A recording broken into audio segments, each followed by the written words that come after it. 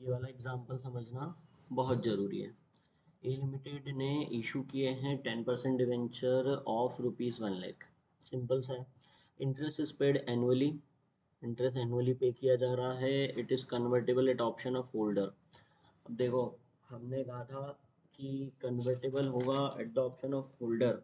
तो इक्विटी में जब fix number of equity share issue करने की लायबिलिटी होती थी, तब हम ये देखते थे कि अगर ये कंपलसरी है तो ये इक्विटी हो गई। अगर मुझे कंपनी को, इशूअर को कंपलसरीली अगर उस लोन के अगेंस्ट में एक फिक्स नंबर ऑफ शेयर ही देने, इक्विटी ही देनी है, तो वो क्या हो जाएगी? वो कंपलसरी है तो इक्विटी हो जाएगा उसके लिए। ठीक है।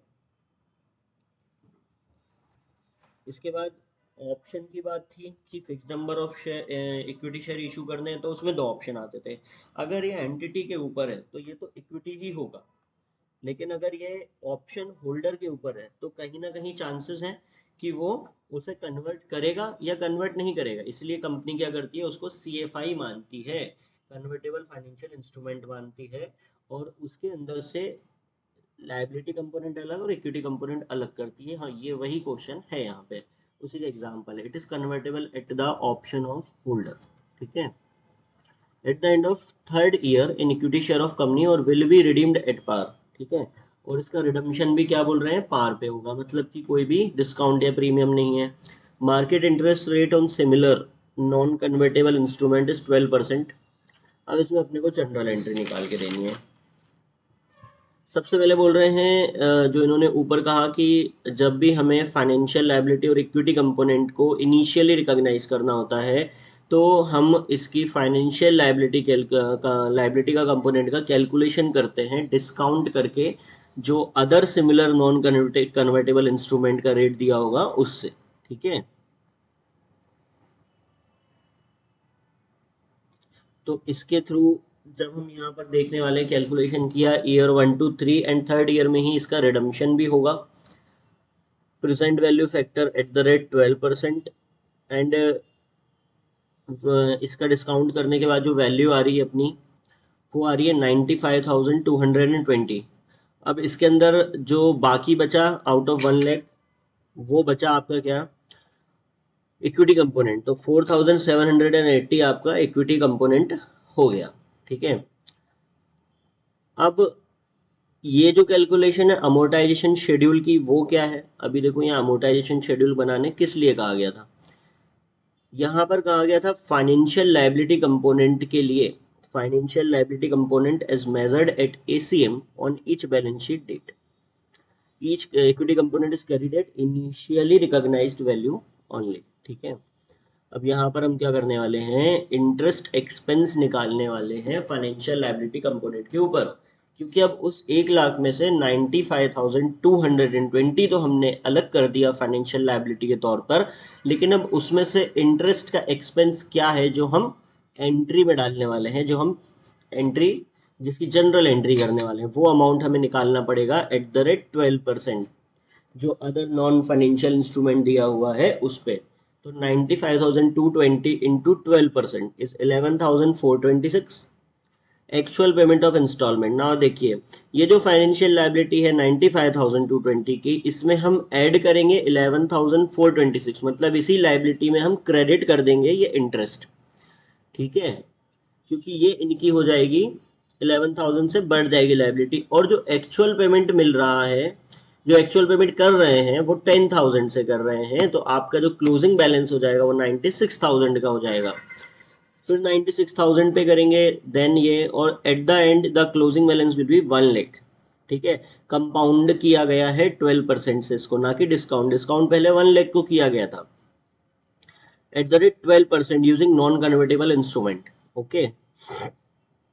अच्छा, मेन क्या है, जनरल एंट्रीज है। मेन है जनरल एंट्री। अब फर्स्ट ईयर में आप देखिए जनरल एंट्री कैसे हो रही है। सबसे पहले आपके पास लायबिलिटी आई है और इक्विटी आई है, या आपके पास पैसा आया है और वो सीएफआई से आया है।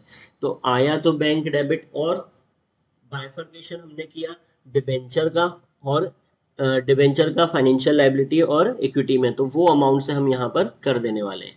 अब देखिए, ये जो हमारा अमाउंट आया है 11,426, 11,598 एंड 11,756, इनका हम क्या करने वाले हैं, इनको हर साल उस लाइबिलिटी को बढ़ाने में और इंटरेस्ट एक्सपेंस पीएनएल में ले जाने में यूज करने वाले हैं। तो ये जो एक्सपेंस है 11,426, 11,598 ये जाएगा इसके अंदर। ठीक है, अब आप देखिए कि इस रेट में 10% और 12% में डिफरेंस है। ठीक है, तो इस डिफरेंस को ही सेट ऑफ करने के लिए कि एक्चुअल जो आपका इंटरेस्ट एक्सपेंस जो पीएनएल में लेकर जाओगे वो 11,426 होगा, ना कि 10,000। ठीक है, ये करेक्ट अकाउंटिंग होती है। अब इसको हम पीएनएल में लेकर जाएंगे 11,426 को, तो इतने से आपकी लाइबिलिटी बढ़ जाएगी। ठीक है, 95,426 से 95,220 प्लस 11,426 से आपकी लाइबिलिटी बढ़ जाएगी, 1,06,646 हो जानी है। अब देन जो एक्चुअल पेमेंट आपके पास आ रहा है, एज पर एक्चुअल पेमेंट आपके द्वारा किया जा रहा है 10% का, वो इसमें से माइनस हो जाएगा। तो अब देखिए 96,646 आपका जो है फर्स्ट ईयर का क्लोजिंग बैलेंस हो गया। ये आपको एंट्री से भी समझ में आ रहा होगा। सेकेंड ईयर में रिकॉग्नाइज तो करना नहीं है, तो सेम आप क्या करो, इंटरेस्ट एक्सपेंस को क्रेडिट कर दो टू 10% डिवेंचर फाइनेंशियल लायबिलिटी और 10% डिवेंचर टू बैंक कर दो। थर्ड ईयर में आप क्या करने वाले हो, सेम करने वाले हो। तो ऐसे आपका क्या होगा, लास्ट तक आपका जो बैलेंस है वो हो जाएगा 1 लाख। ठीक है, अब आपको सेटलमेंट करना है। सेटलमेंट दो तरीके से हो सकता है। अगर वो कैश में हो रहा है तो कैश में होने में क्या होगा कि जो फाइनेंशियल लायबिलिटी वाला कंपोनेंट है उसे तो आप पेमेंट देके खत्म कर दोगे। ठीक है, उसे आप पेमेंट देकर खत्म कर दोगे। जो इक्विटी वाला कंपोनेंट है ना, उसको आप पहुंचा दोगे, उसको आप पहुंचा दोगे रिटेन अर्निंग में। ठीक है, क्योंकि वो इक्विटी पोर्शन था, उसका यूटिलाइजेशन रिटेन अर्निंग से ही होता है।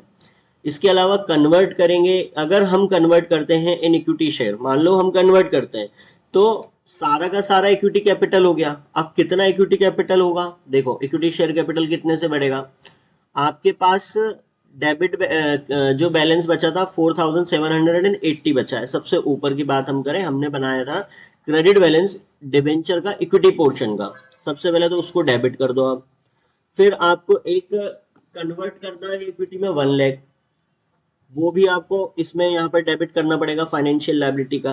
तो यहाँ पर कन्वर्ट हो रहे हैं इक्विटी शेयर में, तो जितनी भी लायबिलिटी आपके पास होगी उसको आपको पूरा कन्वर्ट करना पड़ेगा इक्विटी शेयर कैपिटल में। तो यहाँ पर एंट्री हो जाएगी 10% debenture financial liability, 10% debenture equity portion and 2 equity share capital. ये समझ में आ गया।